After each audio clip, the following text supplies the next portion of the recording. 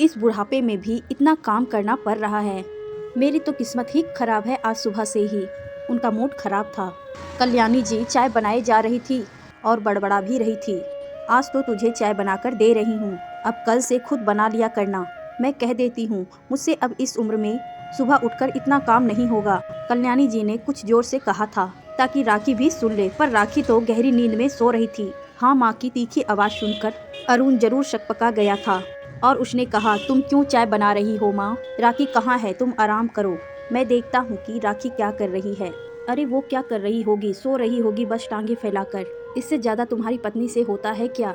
अब उन्होंने थोड़ा और जोर से कहा तो उनकी आवाज़ राखी के कान तक भी पहुंची। आज कल्याणी जी सुबह से ही बहुत गुस्से में लग रही थी। राखी को समझ में नहीं आ रहा था कि आज माँ जी को हुआ क्या है। अरे हमने भी बच्चे जन्मे हैं, हमें भी बच्चे हुए हैं, वह भी एक नहीं तीन तीन, पर कभी भी इतनी देर तक ना इतना आराम फरमाया, ना कभी अपनी सास से काम करवाया। इस मरहानी से तो अपना तो बच्चा संभलता है और ना पति। बस दिन भर पलंग ही तो तोड़ती रहती हैं। हद हो गई आलसपने की। कल्याणी जी की तेज बड़बड़ाहट से राखी की नींद खुली तो हड़बड़ाकर उसने मोबाइल उठाकर टाइम देखा। ओ 7:30 बज गए। आज मैं किससे इतनी देर तक सोती रही? राखी बड़बड़ाई। बगल में देखा तो मुन्ना सो रहा था। उसका मासूम चेहरा देखकर उस पर अनायास ही राखी को प्यार आ गया। जनाब ने सारी रात अपनी माँ को जगाए रखा और अब देखो तो कैसी लंबी तान कर सो रहे हैं। सोचकर जैसे तैसे बिखरे बालों को लपेटा और कप्तान पर दुपट्टा डालकर फटाफट ब्रश करके रसोई में पहुंची। तब तक सास चाय बना चुकी थी और अरुण को पकड़ा रही थी। राखी की हिम्मत नहीं पड़ी कि अपनी सास से एक कप चाय खुद के लिए मांग ले। इधर बाबूजी भी शौच से लौट आए थे और अब तक उन्हें भी अपनी फेवरेट मसाला चाय की तलब जोरों से लग चुकी थी। राखी बाबूजी के लिए दूसरे ससपेन में पानी चढ़ाकर अदरक कूट ही रही थी कि अचानक आज्ञा नेत्रों से उसे घूरते हुए कल्याणी जी नाटकीय मुद्दा में बोली, बस बस रहने दो, बस बहुत हो चुका। मैं तुमसे भरपाई में समझ गई हूँ कि चाहे बहू घर में हो या ना हो, अब इस बुढ़ापे में मुझे ही सारा काम करना पड़ेगा। माँ जी ऐसा क्यों कहती हैं? मैं अभी तो आ ही रही थी। वह तो मुन्ना रात में देर तक जागता रहता था तो सुबह जाकर मेरी आंख लगी थी। अब तुम कब आती? मैं दोपहर का खाना बना लेती तब। देखो तो सुबह को 8 बजने को आए। हमने भी अपने जमाने में ये दिन देखे हैं। बच्चों को पालते हुए घर संभाला है। मजाल है कभी जो किसी ने देर तक सोने दिया हो। माँ जी मैं तो अब तुम कुछ मत बोलो बहू। मैं सोचती हूँ कि कब तुम्हें अपनी जिम्मेदारी का एहसास होगा, लेकिन तुम्हारे तो डांट है और तुम्हें कुछ कहने वाला है ही कौन। हमारे समय में सास पसास चाची साहब सब हुआ करती थी जो ताने दे देकर हमारी बिल्कुल ही जान निकाल देती थी। पर तुम तो स्वतंत्र हो, एकदम आजाद, तुम्हें कौन क्या कह सकती है। बोलकर कल्याणी जी ने अपनी चाय लेकर चल दी। सुबह सुबह सास से इतना झाड़ खाकर राखी का चेहरा एकदम रुआशा हो गया और मन किया कि कहीं जाकर खूब जोर से रोए या सास को खूब सारा सुना दे, पर राखी किसी तरह मन को मार कर रसोई के काम में लग गई। उसे पता था अगर उसने एक शब्द अभी कहा तब कल्याणी जी उनके पूरे खानदान को उटक कर रख देगी, और इतना ही नहीं, वह उसकी माँ को भी ताने देने से नहीं चुकेगी। दरअसल राखी उनके बेटे अरुणा की पसंद थी और बाद में कल्याणी जी और उनके पति अविनाश जी ने सिर्फ अपने बेटे की पसंद पर अपनी पसंद की मुहर लगाए थे। इतना ही होता तो और कोई बात थी। राखी पढ़ी लिखी थी और लगभग हर काम में आगे रहती थी और इस घर में आने के बाद उसने काफ़ी परिवर्तन किए थे जिसकी सबने प्रशंसा भी की। हरदम एक्टिव और काम के लिए तत्पर रहने वाली राखी तो अभी कुछ ही महीने से बिल्कुल थकी थकी और अलसियाई सी रहने लगी थी। जब से मुन्ना हुआ था उसका ज़्यादा समय उसी की देखभाल में चला जाता। राखी की नींद भी पूरी नहीं हो पाती थी तो पहले की तरह काम भी नहीं हो पाता था और तो घर की व्यवस्था चरमरा गई थी। मुन्ना के आने के बाद कभी काम बढ़ जाता तो कल्याणी जी को गाए बगाए घर का काम करना पड़ जाता था तो वह खींच उठती थी। कभी कभी रसोई का भी काम पड़ जाता था जिस वजह से उनका गुस्सा 7वें आसमान पर पहुंच जाता था। उन्हें लगता था कि उनके ज़माने में तो ना तो इतनी सुविधाएं थी और ना ही उन्हें इतना तवज्जो दिया जाता था। बड़ा सा संयुक्त परिवार था, सबकी सुननी पड़ती थी और सिर्फ रात में ही पति के साथ कुछ एकांत के पल मिलते थे, उसमें वह शिकायत करती या प्रेम के पल बिताती। तो ऐसा था कि उनके कष्ट उनके पति आधी जिंदगी तक तो जान ही नहीं पाए थे और जब तक जान पाए तब तक बच्चे बड़े हो गए थे और अब तो बहू भी आ गई थी। एक समय था जब अविनाश जी भी अपनी नवोड़ा पत्नी के साथ वक्त बिताना चाहते थे, लेकिन उस जमाने में पुरुष पात्र पत्नी के साथ बुजुर्गों के सामने ठिठोली नहीं कर पाते थे। कुछ तो आंखों का शर्म, वो कुछ लिहाज ऊपर से घर परिवार की अनहद जिम्मेदारियां, ऐसे में अविनाश जी और कल्याणी जी के साथ के अंतरंग पल को कुछ हंसी मजाक के आदान प्रदान को तरस जाते थे। और उधर कल्याणी जी भी शुरू में तो चकवा चकवी तरह एक दूसरे के साथ को तरसती रही। फिर अरुण वरुण और सरुचि के जन्म के बाद तो घर गृहस्थी में और बच्चे में ऐसी उलझती कि जब तक होश आया तब तक बच्चे बड़े हो चुके थे और उनके किशन कन्हैया अविनाश जी के नटपट्टी तक बाल सफ़ेद हो चुके थे। अब बेटी के ब्याह के बाद बहू आई तो भी सकून कहाँ। वैसे मुन्ने के आ जाने से उन्हें खुशी तो बहुत हुई थी, पर दादी का पद प्रतिष्ठा पाने के बाद अब रोमांस क्या ही करती, सो मन मसोड़ कर रह जाती थी। और अब जो कल्याणी जी जब देखती कि बेटा बहू का ख्याल रख रहा है या दोनों आपस में रोमांस के लम्हे में तोता मैना बने हुए पूरी दुनिया को भूल बैठे हैं, तो कभी कभी इन दयालु होश उठती थी। कभी रसोई में बर्तन गिराकर, कभी यूं ही किसी से बतियाने का नाटक करके अपनी खीस दिखा देती। और थोड़ी देर में जब पति की बाहों से निकलकर राखी सामने आ खड़ी होती तब उनके चेहरे पर एक विजयी मुस्कान खिल जाती। उन्हें जो नहीं हासिल हुआ वो बहू को भी क्यों मिले, पर अब राखी का बेटा उसे बहुत व्यस्त रखता था, तो राखी उनके बुलाने पर पहले की तरह दौड़कर नहीं आ पाती थी, तो कल्याणी जी को भी घर का काम करना पड़ जाता था। आखिर राखी भी क्या करे, 3 महीने का ही तो था मुन्ना। इधर अरुणा भी व्यस्त रहता था।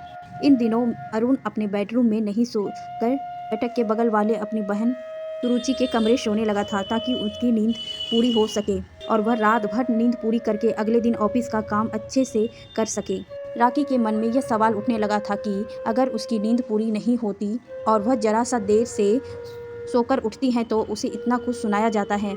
लेकिन अरुण एक पिता है, उसकी भी जिम्मेदारी है मुन्ने के प्रति, लेकिन वह अपनी नींद पूरी करने के लिए अलग कमरे में सोता है ताकि अगले दिन फ्रेश होकर ऑफिस जा सके और काम कर सके।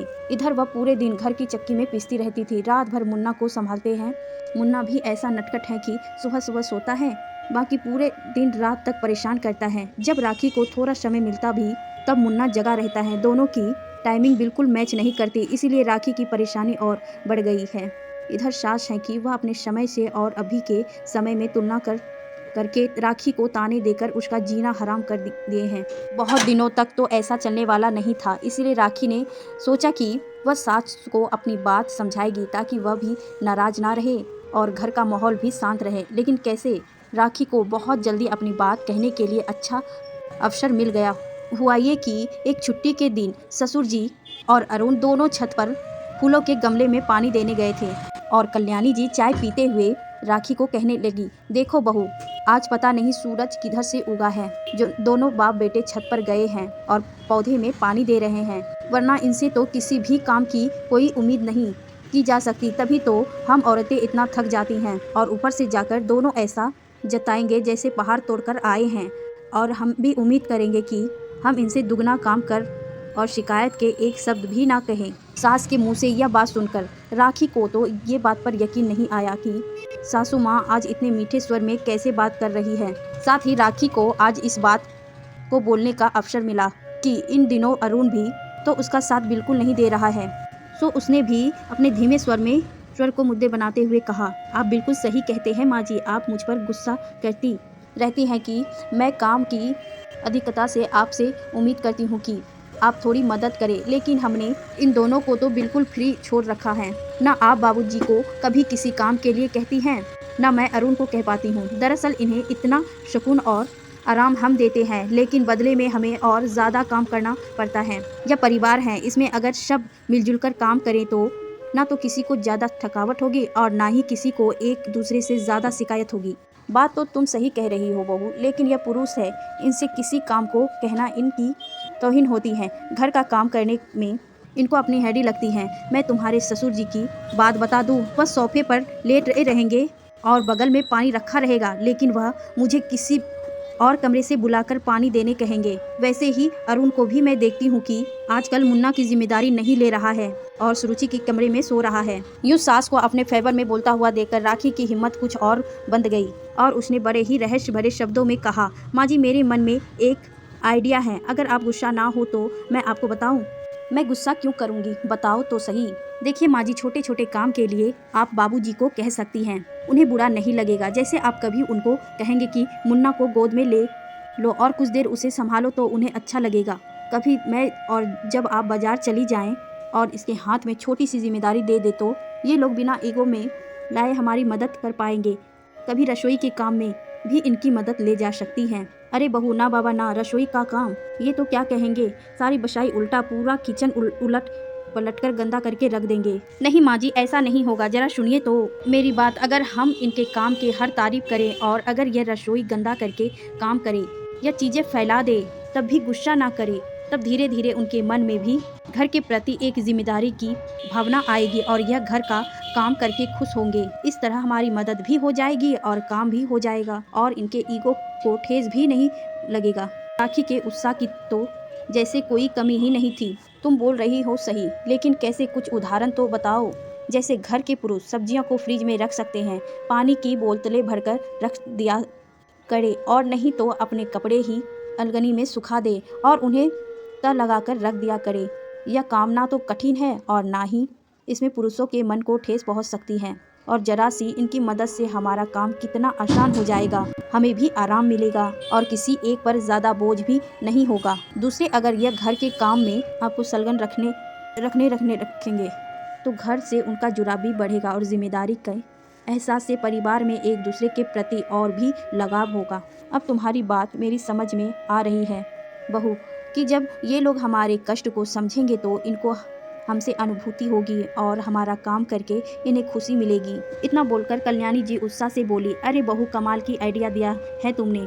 यह बात पहले मेरे दिमाग में क्यों नहीं आई। चलो, देर आए दुरुस्त आए, आज पहल मैं करती हूँ। अब जब दोनों नीचे आएंगे ना, तब सबसे पहले चाय की मांग करेंगे। तुम चाय बनाने जाना और मैं कहूँगा कि मुझे भी कोई काम है। यह कहते हुए मैं अरुण को मुन्ना को पकड़ा दूंगी कि जरा मुन्ने को संभालो, तब तक मैं कुछ काम करके आऊँ, इससे उसे बुरा नहीं लगेगा। अगर तुम बोलोगी वह मुन्ने को संभालने पर उसको बुरा लग सकता है। जी माँ जी, और मैं बाबू जी को कहूँगा जब तक माँ जी अपना काम करके आती हैं तब तक उसके कुछ कपड़े तह करके रख दे, इससे माँ जी को बहुत ही खुशी होगी। ऐसे ही हमारे छोटे छोटे काम में वो हमारी मदद भी कर देंगे और सब खुश।